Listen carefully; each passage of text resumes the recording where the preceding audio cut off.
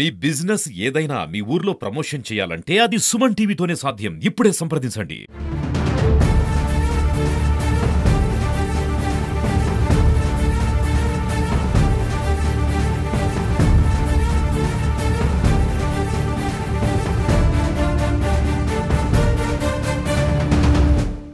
తమిళనాడులో ముఖ్య నేతలు సెలబ్రిటీలే టార్గెట్గా బాంబు బెదిరింపు మెయిల్స్ రావడం ప్రస్తుతం చెన్నైలో కలకలం రేపుతున్నాయి. నిన్న రాత్రి ఎయిర్పోర్ట్తో పాటు నలుగురు ప్రధానమైనటువంటి నేతల ఇళ్లకి బెదిరింపు మెయిల్స్ రావడంతో ఒక్కసారిగా పోలీసులు అలర్ట్ అయినారని చెప్పుకోవచ్చు.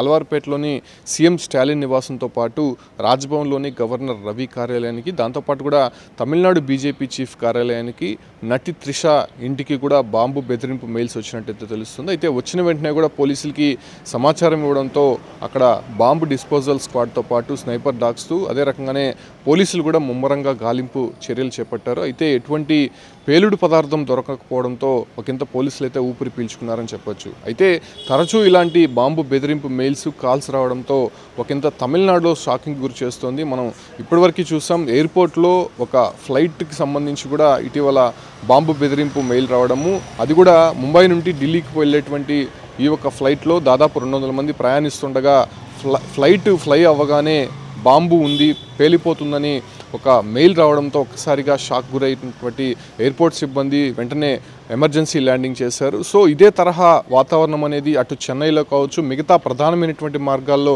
కనిపిస్తుండడంతో పోలీసులు నిన్న రాత్రి నుంచి కూడా చెన్నైని జల్లెడ పడుతున్నటువంటి పరిస్థితి. అయితే ఇటీవల 4 రోజుల క్రితం కూడా మనం చూసాం, నటుడు టీవీకే పార్టీ అధినేత విజయ్కి అదే రకంగానే అక్కడ ఉన్నటువంటి కొంతమంది కీలక నేతలతో పాటు ఏదైతే విదేశీ రాయబారి కార్యాలయాలు దాదాపు 9కి బాంబు బెదిరింపు మెయిల్స్ రావడం ఒకంత కలకలం రేపుతోందని చెప్పుకోవచ్చు. అయితే చెన్నైలో ఉన్నటువంటి అమెరికా, శ్రీలంక, ఆస్ట్రేలియా, స్వీడన్, అదే రకంగానే కొరియా, బ్రిటన్, సింగపూర్తో పాటు మిగతా రాయబారి కార్యాలయానికి సంబంధించి బాంబులు ఉన్నాయి, పేల్చేస్తామంటూ ఒకంత మెయిల్స్ రావడంతో అవన్నీ కూడా అలర్ట్ అయినటువంటి పరిస్థితి.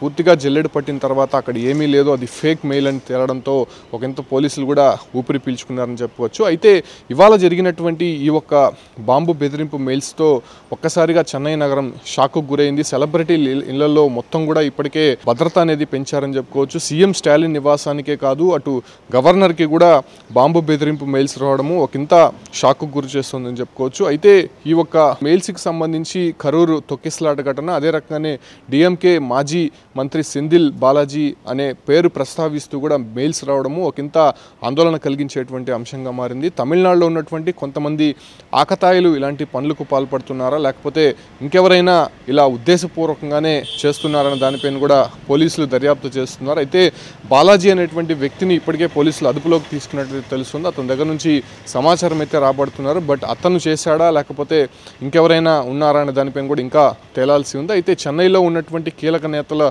ఇళ్లకి, అదే రకంగానే సెలబ్రిటీలకు సంబంధించినటువంటి బాంబు బెదిరింపు మెయిల్స్, కాల్స్ రావడం ఒకంత షాక్కు గురి చేస్తుందని చెప్పుకోవచ్చు.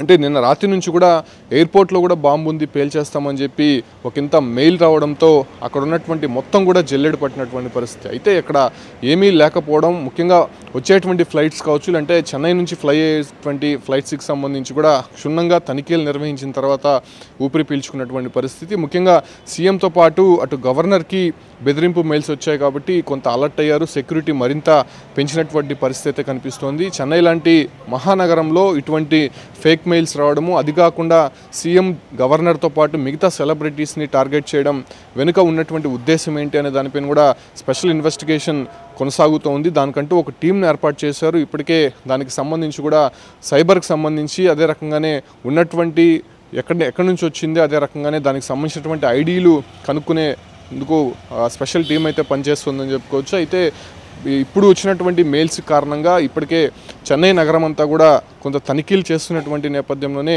అటు ఫేక్ మెయిల్ అయినప్పటికీ కూడా ఒకవేళ నిజంగా పెట్టి ఈ రకంగా ప్రతిసారి కూడా బెదిరించే ప్రయత్నం చేస్తూ పోలీసుల్ని కొంత నిర్లక్ష్యం చేసేటువంటి అవకాశం ఉంది కాబట్టి ఖచ్చితంగా ప్రతిసారి మెయిల్స్ కాల్స్ వచ్చినప్పుడు వెంటనే కూడా దాన్ని అలర్ట్ అయ్యి వెంటనే బాంబ్ స్క్వాడ్ కావచ్చు అక్కడ ఉన్నటువంటి స్నైపర్ డాగ్స్తో పాటు అలర్ట్ అయినటువంటి పోలీసులందరూ కూడా తనిఖీలు నిర్వహిస్తూనే ఉన్నారు. బట్ దీన్ని సీరియస్గా తీసుకున్నటువంటి తమిళనాడు ప్రభుత్వం ఖచ్చితంగా ఎవరైనా దానిపైన కూడా ఇప్పటికే ఇన్వెస్టిగేషన్ కంటిన్యూ చేస్తుంది కాబట్టి దానిపైన ఒక టీం కూడా ఏర్పాటు చేసి ఇప్పటికే దర్యాప్తు చేసినటువంటి పరిస్థితి చెన్నైలో కనిపిస్తుంది.